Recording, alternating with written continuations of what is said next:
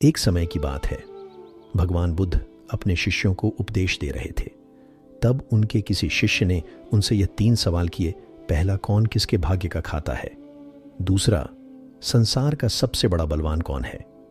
तीसरा, जो अपनी बात से मुकर जाता है उसका अंत में क्या अंजाम होता है?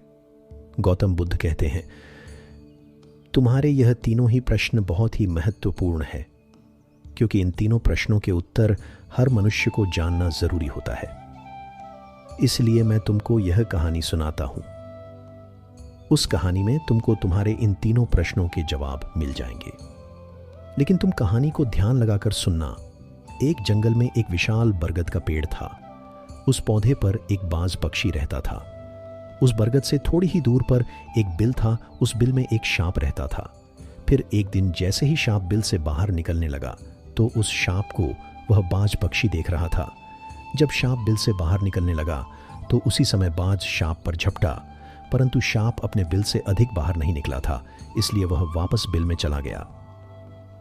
फिर ही देर बाद सांप ने अपना मुंह बिल से बाहर निकाला और देखने लगा कि बाज पक्षी यहीं पर है या कहीं पर चला गया। फिर वह बाज पक्षी दोबारा उस सांप पर झपटा, परंतु वह फिर से वापस अपने बिल के अंदर छुप गया। जैसे ही सर्प अपने बिल से बाहर निकलने का प्रयास करता तो बाज उस पर हमला करता और उसे उठाकर ले जाने की कोशिश करता।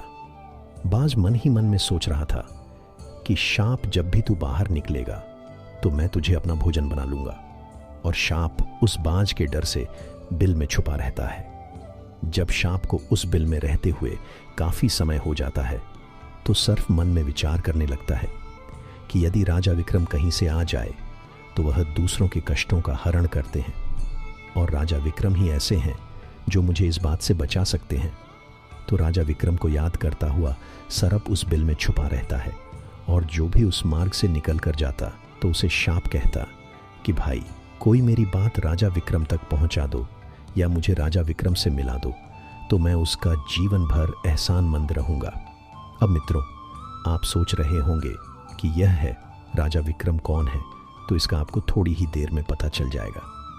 फिर एक दिन राजा विक्रम, जो दूसरों के दुखों को दूर करते थे, वह जंगल में जा रहे थे और उसी मार्ग से निकल कर जा रहे थे। तभी सर्प को पता चला कि रास्ते से कोई जा रहा हो, तो वह सर्प बिल के अंदर से ही कहने लगा, अरे भाई, कोई मुझे राजा विक्रम से मिला दे तो मैं उसका जीवन भर एहसानमंद रहूंगा। ये बात जब राजा विक्रम ने सुनी तो राजा विक्रम कहने लगा, क्यों भाई, आपको राजा विक्रम से क्या काम है? तो सर्प कहने लगा, देखो भाई, राजा विक्रम दूसरों के दुखों का हरण करते हैं और मैं बहुत दिनों से इसी बिल में पड़ा हुआ हूँ। मैं बहुत दुखी हूँ। यदि मैं इस बिल से बाहर निकलता हूँ तो इस वृक्ष पर एक बाज पक्षी का निवास है। वह बाज मुझ पर उसी समय हमला करता है, इसलिए मैं इस बिल से बाहर नहीं निकलता हूँ और ना ही मुझे कुछ खाने को मिलता है। मैं ऐसे ही इस बिल में पड़ा हुआ हूँ, ऐसे ही अपना जीवन व्यतीत कर रहा हूँ। अब क्या करूँ? मेरी कुछ भी समझ में नहीं आ रहा है। कृपया आप मेरी बात राजा विक्रम तक पहुँचा दीजिए। राजा विक्रम कहने लगे कि हे शाप राज, मैं ही राजा विक्रम हूँ, बताओ तुम्हारे कष्ट का निवारण कैसे करूँ? तो सर्प कहने लगा, हे महाराज, जैसा आपको उचित लगे ऐसा ही कीजिए, लेकिन मेरा इस बात से पीछा छुड़ा दीजिए, नहीं तो यह एक दिन मुझे मार डालेगा। राजा विक्रम कहने लगे, हे शाप राजा, तुम कहो तो मैं तुम्हें इस वन में कहीं दूर छोड़ दूं। सर्प कहने लगा, महाराज, जब आप मुझे दूर छोड़ने जाओगे तो ये बाज हमें देख लेगा और ये वहीं पर जाकर फिर से बैठ जाएगा और मौका मिलते ही ये मुझे मार डालेगा। हे राजन, आप मुझे कुछ समय के लिए आपके अंदर में बिठा लीजिए। आप पेट में बैठने के लिए मुझे स्थान दे दीजिए। जब इस बाज को पता नहीं चलेगा कि सांप कहाँ गया, और मैं तुम्हारे साथ इस वन से बहुत दूर चला जाऊंगा और आगे जाने के बाद मैं तुम्हारे पेट से बाहर आ जाऊंगा। राजा विक्रम कहने लगे, ठीक है शाप, आइए आप मेरे पेट में प्रवेश कर जाइए। राजा विक्रम अपना मुंह खोल देते हैं और वह सांप राजा विक्रम के पेट में प्रवेश कर जाता है और राजा विक्रम के पेट में जाकर के बैठ जाता है।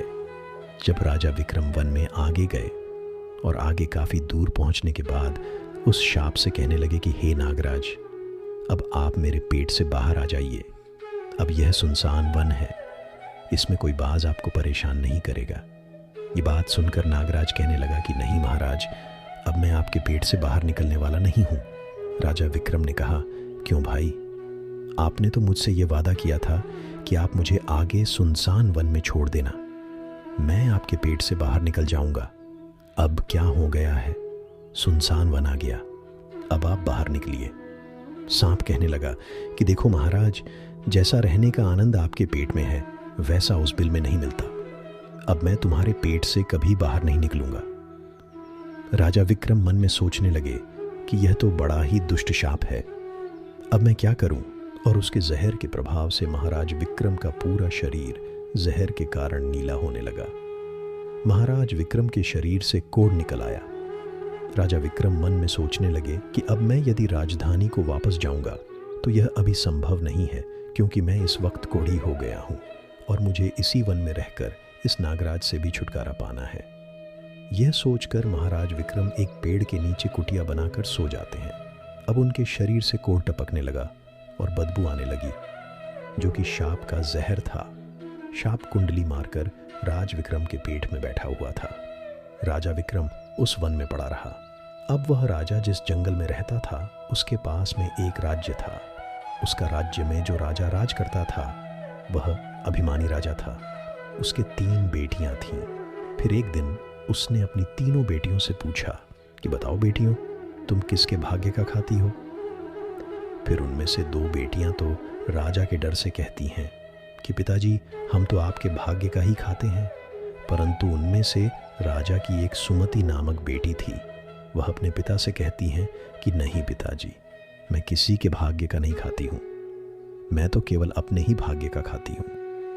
उस बेटी की बात सुनकर राजा को बहुत क्रोध आया और राजा ने उसी समय नाई और ब्राह्मण को बुलाया और नाई और ब्राह्मण से कहने लगा कि इन दोनों बेटियों का रिश्ता तो आप किसी राजा के यहाँ करके आइए, और जो ये बड़ी वाली बेटी है इसका रिश्ता किसी अपाहिज या जिसके हाथ पैर नहीं हो उसके साथ करके आइए।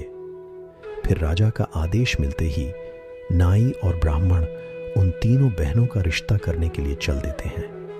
उन्होंने राजा की दोनों छोटी बेटियों का रिश्ता तो राजवंशों में कर दिया, परंतु तीसरी बेटी के लिए वर ढूंढते ढूंढते हुए उसी वन से निकलकर जा रहे थे जिस वन में राजा विक्रम अपनी कुटिया में कोढ़ी के रूप में पड़े हुए थे। उनके शरीर से कोढ़ बह रहा था। तो राजा विक्रम को देखकर नाई और ब्राह्मण आपस में कहने लगे कि इससे अच्छा तो कोई व्यक्ति हमें नहीं मिलेगा, इसलिए इसके साथ ही राजा की बेटी का संबंध करके चलते हैं। फिर राजा विक्रम के साथ नाई और ब्राह्मण ने राजा की बेटी सुमति का विवाह तय कर दिया, और राजा ने भी बहुत जल्दी ही सुमति को उस वन में ले जाकर कि वहीं उस राजा विक्रम के साथ उसका विवाह संपन्न कर दिया। राजा विक्रम जैसे महापराक्रमी राजा समय की चपेट में आ गए और एक कोढ़ी का जीवन गुजार कर रहे थे। वह राजा की लड़की बहुत ही पतिव्रता थी। वह अपने पति राजा विक्रम की सेवा करती थी, और वह दोनों छोटी बहनें जो थीं वह बड़े राजाओं के घर में गई तो वह तो आराम की जिंदगी जी रही थी, लेकिन सुमति राजा विक्रम के साथ दुखी जीवन काट रही थी। कहते हैं जो अपने नियम और सिद्धांतों पर रहता है और जो धर्म का पालन करता है, ईश्वर हमेशा उसे सुखी रखना ही पसंद करता है। भगवान उसे हमेशा आनंद प्रदान करता है और भगवान का आशीर्वाद हमेशा उनके सिर पर बना रहता है। इसलिए जब उस कुटिया में रहते रहते सुमति को राजा विक्रम के साथ बहुत दिन बीत जाते हैं, तो उस कुटिया के पास एक पीपल का वृक्ष था, और उस वृक्ष के नीचे एक दूसरा शाप का बिल था। तो एक दिन राजा विक्रम सो रहे थे और रात्रि का समय था, और सुमति महाराज विक्रम की सेवा कर रही थी। उसी समय उस बिल से एक शाप बाहर निकलता है, और बाहर निकलकर जो राजा विक्रम के पेट में शाप था उस शाप से कहने लगता है, अरे दुष्ट, तू अपने वचन से मुकर गया। तूने तो महाराज विक्रम से कहा था कि मैं दूर वन में जाकर तुम्हारे पेट से बाहर निकल जाऊंगा, और तू ऐसे परोपकारी राजा के पेट में घर बना करके बैठ गया। तुम्हारे जहर के कारण राजा के पूरे शरीर से कोढ़ निकाल आया। अरे तुझे शर्म नहीं आई कि तूने कितना गलत काम किया है? क्योंकि इतने समय में राजा विक्रम न जाने कितने ही जीवों का दुख दूर करते, पता नहीं कितने लोगों का भला करते, लेकिन यह तो यहाँ पर अपना कष्ट भोग रहे हैं तेरे कारण। वह दूसरा शाप आगे कहता है, यदि कोई सुन रहा हो तो मैं तेरे मरने का उपाय बताता हूँ। यदि कोई गंगा जल ला करके इस राजा को पिला दे तो तेरे उसी समय तेरे शाप के 100 टुकड़े हो जाएंगे और तू मल के रास्ते से बाहर निकल जाएगा।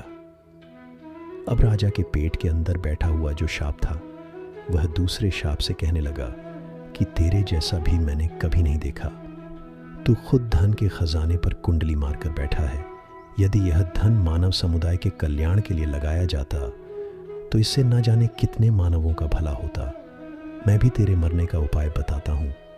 यदि कोई सुन रहा हो तो कोई पीपा तेल गर्म करके तेरे बिल में डाल दे तो उसी समय तू नष्ट हो जाएगा और इस बिल वाले स्थान की खुदाई करेगा तो यहाँ पर अपार धन संपत्ति निकलेगी।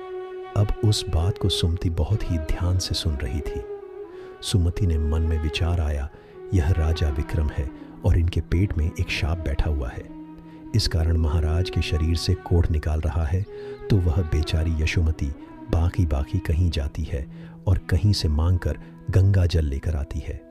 गंगा जल लेकर जल्दी ही महाराज विक्रम के पास पहुंच गई और पहुंचकर महाराज विक्रम से कहने लगे कि महाराज, यह दवाई है, आपके कोढ़ को सही करने के लिए आप इसे ग्रहण कीजिए। राजा विक्रम उस गंगा जल को पी गए और जैसे ही राजा विक्रम ने उस गंगा जल का पान किया तो उस शाप के उसी समय टुकड़े टुकड़े हो गए जो पेट में था। वह शाप नष्ट हो गया। वह धीरे धीरे राजा के शरीर से मल के रास्ते से बाहर निकल आया। अब तो राजा का कोढ़ धीरे धीरे सही होने लगा और कुछ ही दिनों में राजा का कोढ़ बिल्कुल सही हो गया। राजा का पूरा उपचार हो गया। राजा पहले की तरह स्वस्थ हो गए। अब राजा विक्रम से सुमति कहने लगी, हे महाराज, मैं एक स्त्री हूँ, इस शहर में नहीं जा सकती हूँ। आप शहर में जाइए और एक पीपा तेल का लेकर आ जाए। राजा विक्रम कहने लगे कि सुमति, उस तेल का तुम क्या करोगी? अब राजा विक्रम की बात सुनकर सुमति ने कहा, महाराज, आप पहले तेल का पीपा लेकर आइए, फिर मैं आपको बताऊंगी। फिर सुमति की बात सुनकर राजा विक्रम बाजार में जाते हैं और वहां से एक पीपा तेल का लेकर आते हैं। फिर सुमति वहां आग जलाती है और उस आग पर उस तेल को गर्म करती है और गर्म करके उस शाप के बिल में खाली कर देती है। जैसे ही उस बिल में वह गर्म तेल डाला गया तो सर्प की मृत्यु हो गई। राजा विक्रम से सुमति कहने लगी कि महाराज, आप इस स्थान को खोद दीजिए। फिर राजा विक्रम ने जब उस स्थान की खुदाई की तो वहां से अपार धन संपत्ति निकाली। सुमति कहने लगी, महाराज देखिए, मैं जानती हूं कि आप राजा विक्रम हैं, परंतु मेरे पिता ने मेरा अपमान किया है और मुझे एक कोढ़ी को दिया था। लेकिन मुझे भरोसा था कि मेरा भाग्य खराब नहीं है, परंतु मैं मेरे भाग्य का खाती हूँ। इसलिए इसी स्थान पर मेरे पिता का जो महल है उससे अच्छा महल बनना चाहिए। राजा विक्रम कहने लगे, सुमति, तुम कैसी बातें कर रही हो? हम नरेश हैं, भला यहाँ पर महल क्यों बनाएंगे? आप उज्जैन नगरी को चलिए, हम वहाँ पर आराम से राज करेंगे। परंतु राजा विक्रम के कहने पर भी सुमति नहीं मानी। फिर राजा विक्रम ने उस वन में एक शानदार महल का निर्माण करवाया। इस संसार में सबसे बलवान समय होता है और कोई बलवान नहीं होता है। जिसका समय अच्छा होता है वह आगे बढ़ता रहता है और जिसका समय खराब हो जाता है, जिसका समय विपरीत होता है, वह पतन की ओर अग्रसर हो जाता है। सुमति के पिता राजा पर एक दूसरा राजा आक्रमण कर देता है और उस आक्रमण में वह पराजित हो जाता है और राजा अपने परिवार सहित प्राण बचाने के लिए उसी वन में आ जाते हैं। जब वन में राजा भूखा प्यासा भटक रहा था, फटे हुए वस्त्र और भूख से पीड़ित और प्यास से राजा का गला सूखा जा रहा था, तो राजा घूमते घूमते उस अपनी बेटी सुमति और राजा विक्रम के महल के नज़दीक से गुजरता है तो चित्ररेखा अपने पिताजी को पहचान जाती है। सुमति ने अपने एक सेवक को भेजा और सेवक भेजकर महाराज सुमति के पिता, जो कि एक फटी हुए हाल में थे, उनके पास वस्त्र नहीं थे, उन्हें बुलवाया। सुमति के पिता ने सोचा कि यह न जाने कौन है और हमें क्यों बुला रही है। जब राजा सुमति के पास पहुंचते हैं तो देखते हैं कि उसने बहुत सारे जेवरात पहन रखे हैं और रानी के कपड़ों में है। रानी सुमति अपने पिता से कहती है कि पिताजी ने कहती थी ना कि मैं मेरे भाग्य का खाती हूँ। देखिए, मैं मेरे ही भाग्य का खाती हूँ। आपके भाग्य का नहीं खाती हूँ। आपने मुझे एक कोढ़ी को दिया था, परंतु मेरे भाग्य में तो एक सम्राट लिखा था। देखिए पिताजी, मैं उज्जैन नरेश राजा विक्रम की पत्नी हूँ। सुमति का पिता राजा मन में विचार करता है और अपनी उस बेटी से अपने अपराध के लिए क्षमा मांगता है। मित्रों, इस संसार में सबसे बड़ा बलवान समय है और हर कोई व्यक्ति किसी दूसरे के भाग्य का नहीं खाता है। हर कोई यह सोचता है कि यह मेरे भाग्य का खा रहा है। नहीं, कोई किसी के भाग का नहीं खाता है। जो कोई खाता है वह अपने भाग्य का ही खाता है। हर दाने दाने पर खाने वाले का नाम होता है। आप यह ना सोचे कि हम किसी को खिला रहे हैं। आप किसी को खिलाने वाले कौन होते हैं? इस संसार को खिलाने वाला तो एक ही है और वह है भगवान। मित्रों, जो अपनी बात से मुकर जाता है उसका अंत वही होता है जो राजा विक्रम के पेट में बैठे हुए उस शाप का हुआ था। अंततः वह विनाश को प्राप्त होता है। हमेशा सच्चाई की ही जीत होती है और अधर्मी, अत्याचारी और पापियों का अंत होता है। इस तरीके से राजा विक्रम और उसकी पत्नी सुमति ने अपने पिता राजा का बहुत जोरदार स्वागत किया। मित्रों, जिनकी नीयत और जिनके कर्म अच्छे होते हैं, भगवान हमेशा उन लोगों का ही भला करते हैं। अब राजा सुमति के पिता को ही देख लो। उन्होंने सुमति के साथ कितना गलत किया था, लेकिन सुमति और उसके पति विक्रम ने राजा के साथ में बहुत ही अच्छा किया और उन्हें बहुत जोर बहुत प्यार और आदर दिया। जिसकी किस्मत अच्छी होती है, जिसके कर्म अच्छे होते हैं, उसे ईश्वर कहीं ना कहीं से देता है। हम और तुम तो अपने परिवार का पालन करने में भी हिचक जाते हैं, लेकिन इस संसार का पालन करने वाले को देखिए, वह पूरे संसार का हर जीव जंतुओं का ध्यान रखता है। मित्रों, भगवान को शुक्रिया अदा करो कि उन्होंने हमें देने वालों में रखा है, मांगने वालों में तो नहीं। अगर हमारे द्वार पर कोई भिखारी खाली हाथ होता है तो यह ज़रूर सोचना कि यह इसी उम्मीद से आया है कि हमारे पास कुछ ना कुछ तो मिलेगा, इसीलिए हमें उसे कभी भी खाली हाथ जाने नहीं देना चाहिए, क्योंकि भगवान ने हमें देने वालों में रखा है। मित्रों, कभी भी किसी का अपमान नहीं करना चाहिए, और जब अगर हम किसी की मदद करते हैं तो उसे बता चढ़ाकर किसी को बताना नहीं चाहिए, और अगर हम किसी की सेवा करते हैं तो उसे भी किसी को दिखाकर दिखावा नहीं करना चाहिए, क्योंकि सबके अपने अपने कर्म होते हैं और सब अपने अपने भाग्य का खाते हैं। और इस दुनिया में हम खाली हाथ आए थे और खाली हाथ ही जाना है, तो घमंड किस बात का फिर? मित्रों, अगर हमें पता चल जाए कि अब हम मरने वाले हैं और हमारे पास सिर्फ और सिर्फ 1 घंटा ही बचा है, तो सोचो, उस समय इस दुनिया के लिए हमारी जो भी नफरत है, सारे गलत काम 1 सेकंड में ही खत्म हो जाएंगे। तो हर समय, हर दिन ऐसे ही जीना चाहिए कि जैसे कि हमारे पास में सिर्फ और सिर्फ 1 घंटा बचा है। तो इसलिए हम अगर यह सोच कर जिएंगे तो हमारा हर पल, हर टाइम, हर सेकंड बहुत ही ज़्यादा अच्छा और कीमती ही होगा, और हम सबका भला कर सकेंगे और सबकी मदद कर सकेंगे।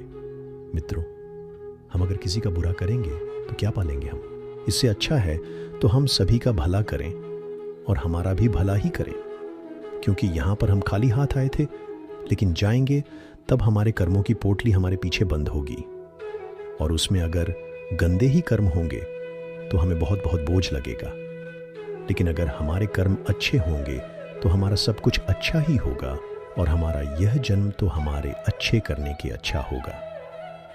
लेकिन हमारे आगे के जन्म भी सुधर जाएंगे। अब आगे भगवान बुद्ध अपने शिष्य से कहते हैं कि तुम्हें अपने 3 सवालों का जवाब मिल गया होगा। तुम्हारा पहला सवाल था कि हम किसके भाग्य का खाते हैं, तो हम हमारे खुद के ही भाग्य का ही खाते हैं। दूसरा सवाल था कि इस दुनिया में सबसे ज्यादा बलवान कौन है, तो वह है समय, क्योंकि समय से बलवान कोई नहीं है। तीसरा सवाल था कि जो अपनी बात से मुकर जाता है उसका अंत में क्या अंजाम होता है। जो अपनी बात से मुकर जाता है उसका अंत वही होता है जो राजा विक्रम के पेट में बैठे हुए उस शाप का हुआ था। अंततः वह विनाश को प्राप्त होता है। हमेशा सच्चाई की ही जीत होती है और अधर्मी, अत्याचारी और पापियों का अंत होता है। मित्रों, जीवन में आगे बढ़ने के लिए और अपनी अलग पहचान बनाने के लिए यदि आपको क्रांतिकारी बनना पड़े तो इससे पीछे न हटे। कहने का सीधा मतलब ये है कि ज़रूरत के हिसाब से खुद में बदलाव करें और समाज के बारे में न सोचते हुए अपने काम पूरे करें। मित्रों, भगवान श्री कृष्ण कहते हैं कि अपने मन को सदैव वश में रखना चाहिए, कभी भी अहंकार नहीं करना चाहिए।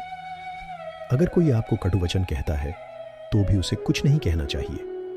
अतिथि और लाचार को सदैव आश्रय दें, दूसरों की न निंदा करें और न सुने। मार खाने पर भी अपने आप को शांत रखें। शास्त्रों को सदैव नियम पूर्वक सुने।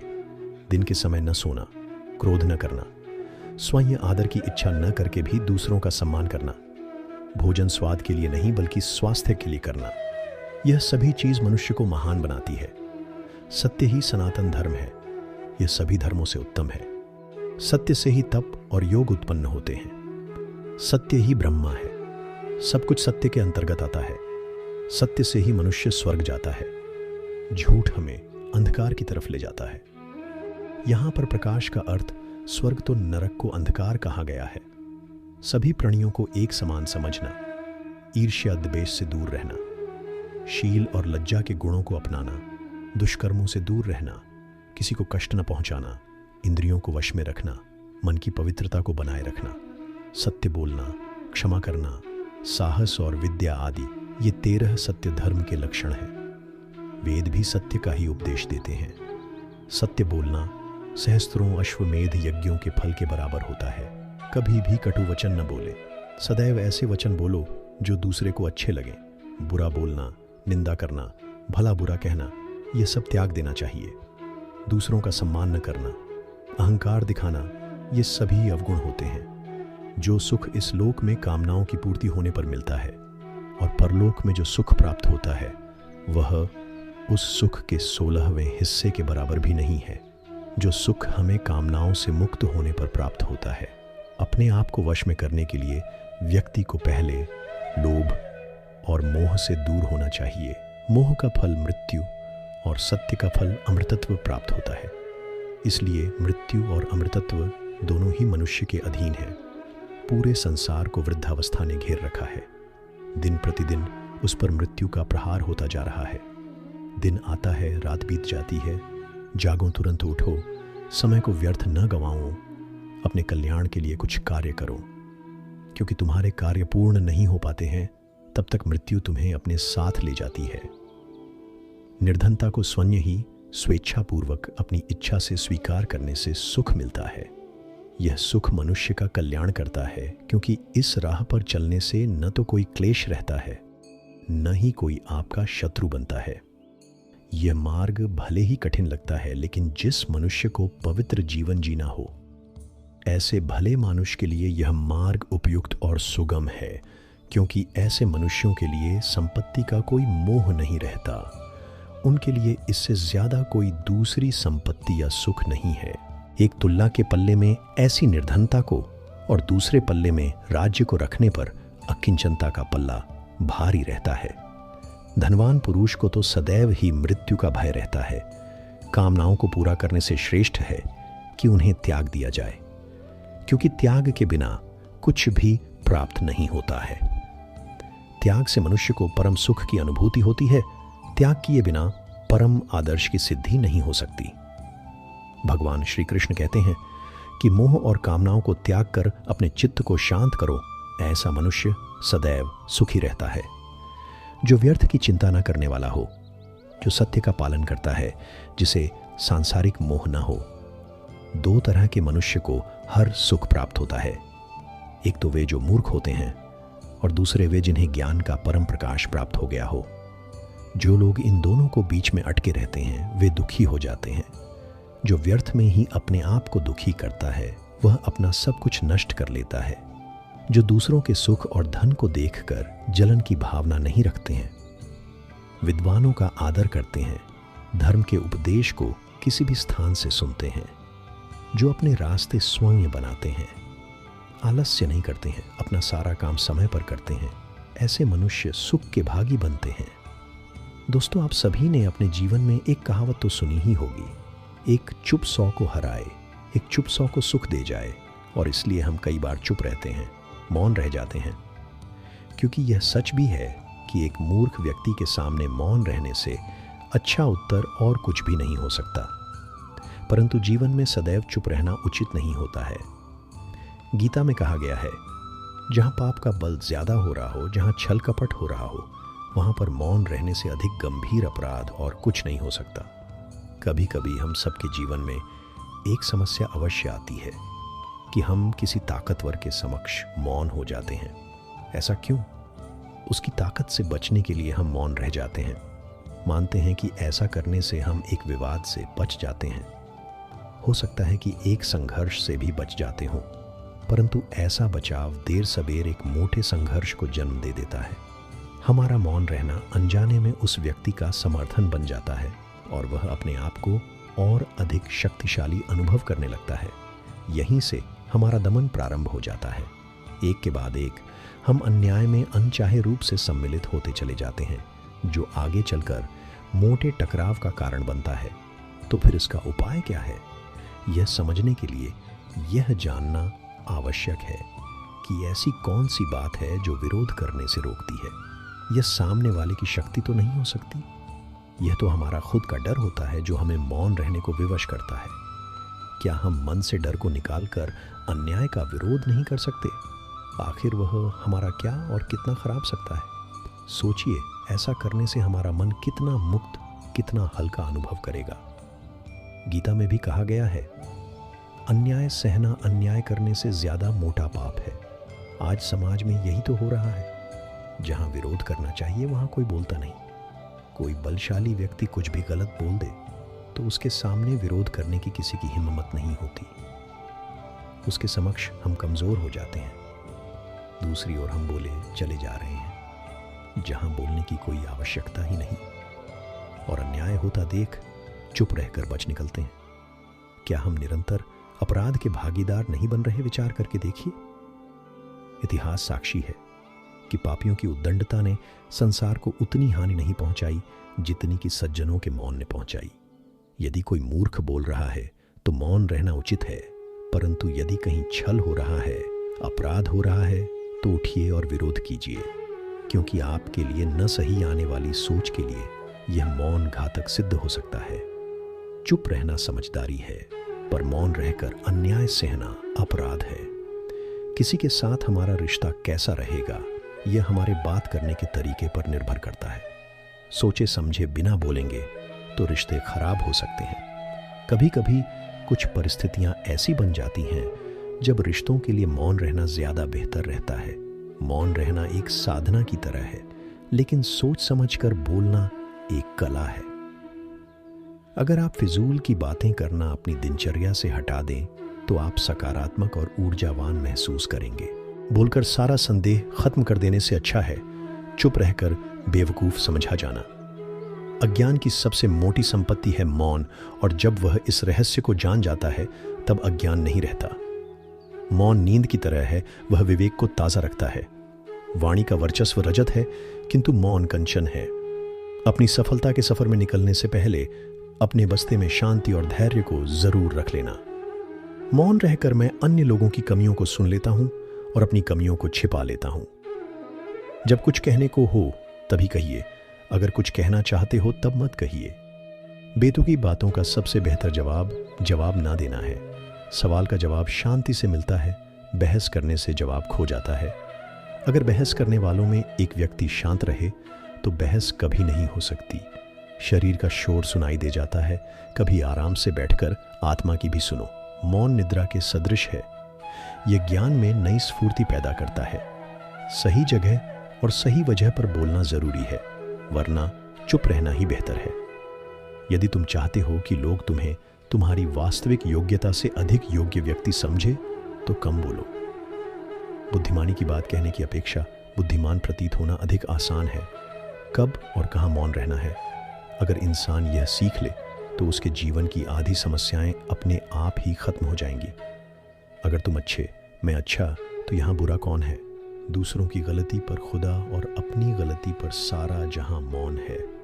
मौन रहकर मैं अन्य लोगों की कमियों को सुन लेता हूं और अपनी कमियों को छिपा लेता हूं। मौन रहना कोई आसान कार्य नहीं है, इसके लिए भी साहस और धैर्य की आवश्यकता होती है।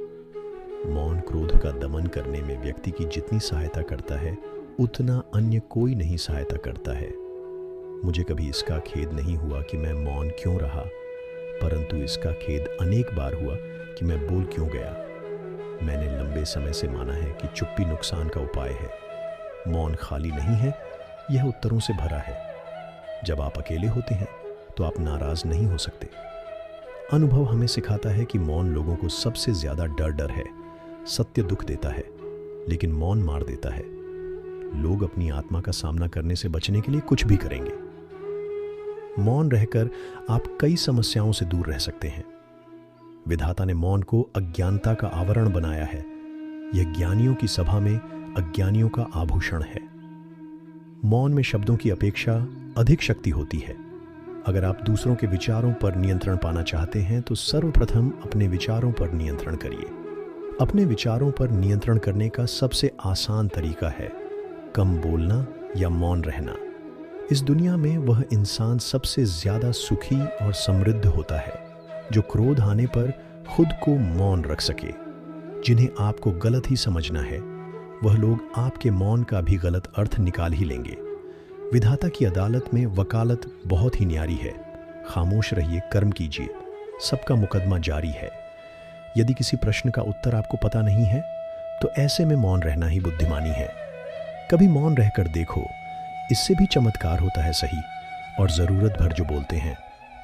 जब आपको नहीं पता कि किसी विशेष अवसर पर क्या कहना है या आपको किसी विशेष घटना के बारे में केवल आधा अधूरा ज्ञान है, तो ऐसे अवसर पर भी आपको चुप रहना चाहिए। ऐसा व्यक्ति जो आधा अधूरा ज्ञान होने के बाद भी उस विषय पर बात करता है, वह अक्सर उपहास का पात्र बन जाता है। ऐसे व्यक्ति को कोई भी गंभीरता से नहीं लेता है। केवल वही व्यक्ति अपनी बात प्रभावी ढंग से रख सकता है जिसे उस विशेष घटना या विषय का गहरा ज्ञान हो। इसीलिए यहाँ वहाँ से प्राप्त आदि अधूरी जानकारी के आधार पर कभी भी लोगों को समझाने की कोशिश नहीं करनी चाहिए। जब कोई व्यक्ति आपके सामने किसी तीसरे व्यक्ति की बुराई कर रहा हो तो ऐसी स्थिति में आपको चुप रहना चाहिए। आपको कभी भी ऐसी नकारात्मक बातचीत का हिस्सा नहीं बनना चाहिए, क्योंकि आज वह व्यक्ति जो कर रहा है आपके सामने किसी तीसरे व्यक्ति की बुराई कल किसी और के सामने आपकी भी बुराई करेगा। और इस बात की अधिक संभावना है कि आज आपने जिस तीसरे व्यक्ति की बुराई की है उसे भी इस बात का पता चल जाते तो आप पर ही मुसीबत आ सकती है। इसलिए जब भी कोई किसी दूसरे व्यक्ति की बुराई करे या उसके गलत समय का मजाक बनाए तो आपको बस उसकी बात सुननी है, अपनी राय नहीं देनी है। अगर आप ऐसा करें तो भविष्य में आपके लिए समस्याएं हो सकती हैं। जब कोई आप पर क्रोध और घृणा से चिल्लाता है, आपका अपमान करने की कोशिश करता है, तो ऐसी स्थिति में आप दूसरे व्यक्ति की क्रोध और घृणा को चुप रहकर कम कर सकते हैं। चुप रहकर भी आप स्थिति को खराब होने से रोक सकते हैं। जब आप ऐसा नहीं करते हैं और दूसरे व्यक्ति के क्रोध का उत्तर क्रोध से दे देते हैं तो परिणाम काफी भयंकर होता है। यदि आप उस समय चुप रहते हैं तो यह बात उस क्रोधी व्यक्ति के दिल में महसूस होती है।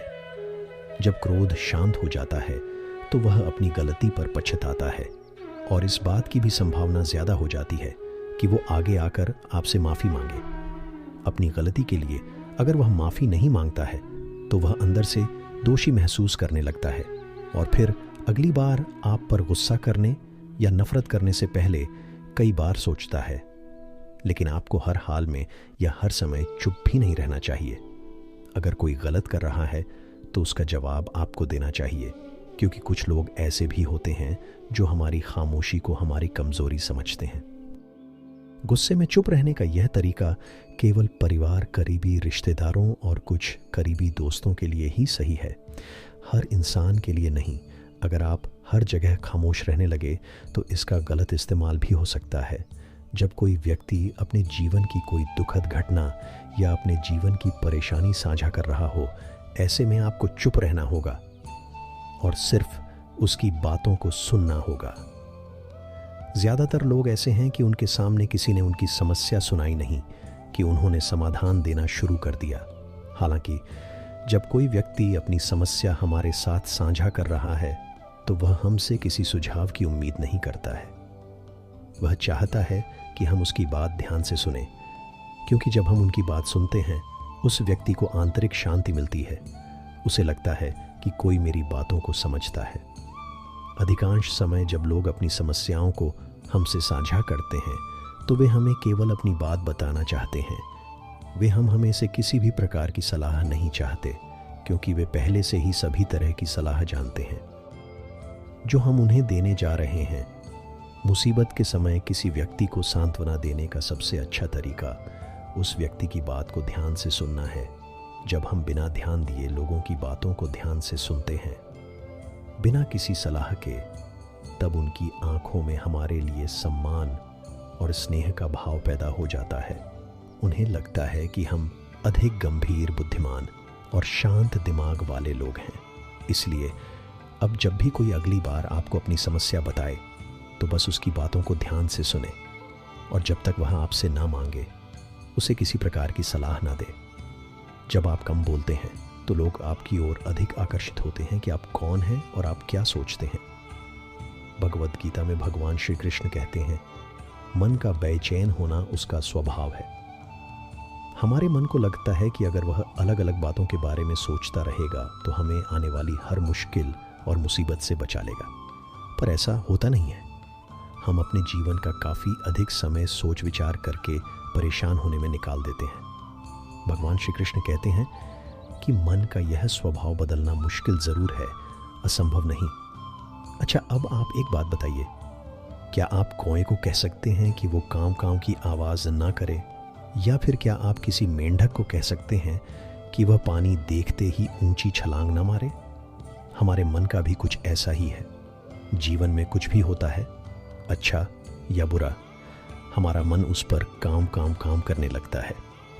काम से मेरा मतलब है चिंता करना, व्याकुल होना। कोई बुरी बात होती भी नहीं है और मन परेशानी की ऊंची ऊंची लपटें लेने लगता है। कभी कभी तो मुझे ऐसा लगता है कि हम में से कई लोग सिर्फ परेशान होने के लिए जीते हैं। सारी परेशानी, दुख, दुविधा अक्सर हमारी मन की बनाई हुई कहानियां होती हैं। भगवान श्री कृष्ण हमें हमारे मन को शांत और स्थिर करने के लिए 2 उपाय देते हैं। पहला, ध्यान लगाना। दूसरा, वैराग्य भाव सीखना। अब ध्यान या मेडिटेशन शब्द सुनते ही आप में से कई लोग कहेंगे कि आप आंख बंद कर सांसें अंदर बाहर नहीं ले सकते।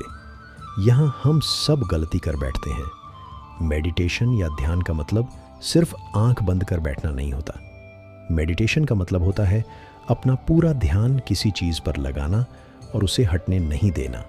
अगर आप रोटी बना रहे हैं तो सिर्फ उस बात पर ध्यान दीजिए। अगर आप पिक्चर देख रहे हैं तो अपना पूरा ध्यान पिक्चर पर लगाएं। ये मत सोचिए कि पिक्चर देखकर आप अपना कितना वक्त बर्बाद कर रहे हैं। जब आप जीवन के हर छोटे मोटे काम को पूरे ध्यान से करते हैं तो आपका जीवन ही एक मेडिटेशन बन जाता है। ऐसे जीवन में शांति, स्थिरता, साहस और सफलता का होना अनिवार्य है। वैराग्य भाव, दूसरा उपाय। वैराग्य का अर्थ यह नहीं कि आप सब कुछ त्याग कर जंगल में जाकर बैठ जाएं। वैराग्य का सच्चा अर्थ है कि आप जो काम कर रहे हैं उसका क्या नतीजा या रिजल्ट निकलेगा उसकी चिंता ना करें। जैसे अगर आपने कोई इंटरव्यू दिया, आप यह कर सकते हैं कि पूरे मन से तैयारी करें और अपना बेस्ट देकर आ जाएं। वह नौकरी मिलना या ना मिलना आपके हाथ में नहीं है। इस नतीजे के पीछे अलग अलग चीजें हैं जो आपके बिल्कुल कंट्रोल में नहीं है। तो जिस चीज के बारे में आप कुछ कर नहीं सकते उसके बारे में चिंता भी ना करें। यही वैराग्य का सच्चा मतलब होता है। और यही है भगवान श्री कृष्ण का दूसरा उपाय, मन को चिंता की लपटों से बचाने का। याद रखिए, आप पूरे के पूरे इंसान हैं, समझदारी, संयम और कुशलता से भरे इंसान। आपका मन जब भी कौए की तरह अलग अलग बातों पर आपको परेशान करने लगे, तब अपने मन को भी प्यार से समझाइए और शांत कर लीजिए। बस अपने ऊपर विश्वास रखिए कि आप कभी अपना बुरा नहीं होने देंगे। मित्रों, जीवन में दोस्तों की भूमिका बहुत अहम होती है। हम हमेशा यही सुनते हैं कि दोस्तों की पहचान हमेशा मुश्किल वक्त में ही होती है। जिस तरह भगवान कृष्ण ने पांडवों के मुश्किल वक्त में उनका साथ दिया था, वैसे ही आपको भी अपने दोस्तों का साथ देना चाहिए। इसके साथ ही आपको ऐसे ही दोस्त बनाने चाहिए जो आपके मुश्किल वक्त में आपके साथ खड़े रहें। जीवन में हार जीत लगी रहती है, लेकिन सफलता सिर्फ उसी व्यक्ति को मिलती है जो अपनी गलतियों और हार से सीख लेकर आगे बढ़े। हारकर निराश होना किसी भी समस्या का हल नहीं है। किसी भी परिस्थितियों से लड़ने के लिए उसके लिए एक बेहतर रणनीति बनाना बहुत ज़रूरी है। बिना रणनीति के आप हर मोर्चे पर कामयाब नहीं हो पाएंगे। यदि पांडव भी श्री कृष्ण द्वारा बनाई गई रणनीति का पालन नहीं करते तो शायद कौरवों के खिलाफ हुए युद्ध में उन्हें जीत नहीं मिलती। जीवन में सफलता हासिल करने के लिए आपकी सोच दूरदर्शी होनी चाहिए। इसके साथ ही जीवन में आने वाली विकट परिस्थितियों का आकलन करना भी आपको आना चाहिए। व्यक्ति के जीवन में आए दिन मुश्किल परिस्थितियों का सामना करना पड़ता है। श्री कृष्ण पांडवों को बताते हैं कि हमें खराब हालातों में हार मानने के बजाय उनका सामना करना चाहिए, क्योंकि ऐसा करने से ही हमारे मन में बैठा डर खत्म होगा। और जब एक बार डर निकल जाता है तो व्यक्ति किसी भी हालात को सफलतापूर्वक पार कर सकता है। जीवन में सफल बनने के लिए व्यर्थ की चिंता के साथ साथ भविष्य के बारे में भी नहीं सोचना चाहिए। हमें हमेशा अपने वर्तमान को बेहतर बनाना चाहिए। यदि आप अपने वर्तमान को संवार लेते हैं तो आपका भविष्य अपने आप ही बेहतर बन जाएगा। इसके अलावा जीवन में कभी भी अनुशासनहीन नहीं होना चाहिए। आज के इस समय में लोग अपनी आय के हिसाब से खर्च करते हैं, लेकिन ऐसे में ज़रूरत पड़ने पर उनके पास पैसे नहीं होते। किसी भी तरह की मुश्किल आर्थिक परिस्थितियों से बचने के लिए हमेशा सोच समझकर खर्च करना चाहिए। कभी भी ऐसी चीज़ खरीदने में पैसा खर्च न करें जिसकी आपको ज़रूरत ना हो। हिंदू धर्म में यह मान्यता है कि जो बुरे कर्म करता है वह मृत्यु के पश्चात नरक में जाता है, जहां उसे उसके कर्मों के आधार पर सजा दी जाती है, तथा जिसके अच्छे कर्म होते हैं वह मृत्यु के बाद स्वर्ग में जाते हैं। आगे आप जानेंगे कि मनुष्य के अच्छे कर्म क्या है।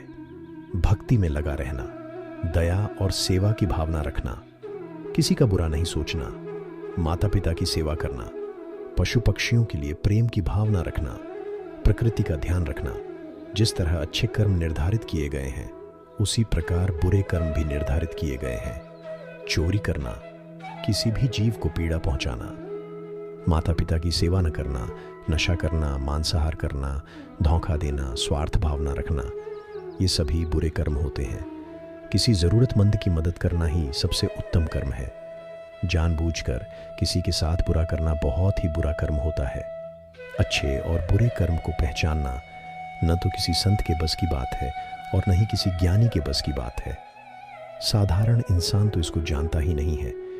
हर संत, महात्मा, ज्ञानी और साधारण मनुष्य अपने निहित स्वार्थ के लिए बुरे कर्म को ही अपनी इच्छा अनुसार अच्छा बना लेता है। जिस प्रकार कर्ण, गुरु द्रोणाचार्य और कृपाचार्य ने अपने बुरे कर्म को और दुर्योधन के नमक के बदले अच्छे कर्म में बदलने की कोशिश की थी। बुरे कर्म वो कर्म होते हैं जिनको करने बाद भय लगता है और रात को नींद नहीं आती है। उन कर्मों को करने के बाद आपको नकली आनंद की अनुभूति तो अवश्य होती है, लेकिन मन में भय रहता, वाहे है। अच्छे कर्म वो होते हैं जिनको करने के बाद आपको न तो भय लगता है और रात को चैन और आनंद की नींद आती है। बुरे और अच्छे कर्मों का फैसला दो प्रकार से होता है। एक तो सरकार और समाज फैसला करता है और दूसरा भगवान फैसला करता है। जो फैसला समाज और सरकार करती है वो तो गलत भी हो सकता है, पर जो फैसला भगवान करता है वो कभी गलत नहीं होता है। बुरे कर्मों का आधार भूख, धन, स्त्री, जमीन, सत्ता, यश, ईर्ष्या और शक्ति मुख्य तौर पर होते हैं। इस सब की प्राप्ति लिए मनुष्य बुरे और अच्छे कर्म करता है। अगर आप भूख से तड़फ रहे हैं तो आपको पेट भरने के लिए बुरे या अच्छे कर्म करने होंगे। अगर आपने किसी का भोजन छीना और खा लिया तो बुरा कर्म हो जाएगा। यह छीना हुआ भोजन आपकी आत्मा स्वीकार नहीं करेगी तथा यह बुरा कर्म आपके चित्त में संचित हो जाएगा। आप बुरे कर्म करके धन कमाते हो, जैसे आपने किसी का अपहरण किया, चोरी की, रिश्वत ली या डकैती डाली। ऐसा धन आपके बुरे कर्मों की श्रेणी में चला जाएगा। ऐसे धन से आपकी आत्मा डर जाएगी और हमेशा डर लगता रहेगा। सबसे ज्यादा बुरे कर्म तो स्त्री को लेकर ही होते हैं, क्योंकि स्त्री की आत्मा का संबंध तो सीधे सीधे आपके कर्म के साथ होता है। इसी प्रकार हम जमीन और जायदाद को लेकर बुरे कर्म करते हैं। दूसरे के मकान पर और ज़मीन को कब्जा कर लेते हैं। इसके कारण जो आत्मा की बद्दुआ लगती है वो भी बुरे कर्म के खाते में चली जाती है। इसी प्रकार सत्ता प्राप्ति के लिए हम जघन्य बुरे कर्म करते हैं। अपने निहित स्वार्थ के लिए लाखों लोगों की हत्या कर देते हैं या करवा देते हैं। इसी प्रकार हम अपने यश और शक्ति को बढ़ाने के लिए दूसरे लोगों के यश और शक्ति को कुचलते हैं। अपने को हम श्रेष्ठ बताते हैं और दूसरों को नकारा या अज्ञानी बताते हैं। एक दूसरे के ज्ञान पर ईर्ष्या से अंधे होकर कटाक्ष करते हैं। ये सभी घोर और जघन्य बुरे कर्मों की श्रेणी में आते हैं। बुरे और अच्छे कर्म का निर्धारण करने के लिए आप महीने में सिर्फ एक बार ध्यान में, योग में, साधना में मरने की कल्पना करो कि मैं मर रहा हूँ। जब आपको लगेगा कि मैं मर रहा हूँ और मेरे प्राण निकलने वाले हैं, तो उस समय आपके एक महीने के सभी बुरे कर्म और अच्छे कर्म आपके पास आ जाएंगे और आपकी चारपाई के चारों तरफ घेरा बना लेंगे। आपको चिल्ला चिल्ला कर बताएंगे कि क्या क्या बुरा कर्म किया है आपने इस महीने में, और आए मौत के वक्त आप बुरी तरह से उन बुरे और जघन्य कर्मों के डर से भयभीत हो जाएंगे। आपको मरने से डर लगेगा। इसी प्रकार आपके सभी अच्छे कर्म भी आपके चारों तरफ खड़े होंगे और बोल रहे होंगे, जाओ खुश होकर मरो, आपने दुनिया के लिए अच्छे कर्म किए हैं। आपको स्वर्ग में मिलेगा और चैन से मृत्यु को प्राप्त करोगे। जब भय के कारण मृत्यु होती है तो आत्मा का जाने का रास्ता बुरे मार्ग से होता है, और जब प्रसन्न मुद्रा में मृत्यु होती है तो आत्मा का जाने रास्ता अच्छे मार्ग से होता है। अपने बुरे और अच्छे कर्मों का विश्लेषण रोजाना सोने से पहले अवश्य करना चाहिए। ऐसा करने से आपके जीवन में आनंद कूट कूट कर भर जाएगा। तो दोस्तों, उम्मीद करता हूं कि आज का यह वीडियो आपको ज़रूर पसंद आया होगा। अगर पसंद आया हो तो वीडियो को लाइक करें, चैनल को सब्सक्राइब करें और ऐसे ही वीडियो और पाने के लिए बने रहिए हमारे साथ।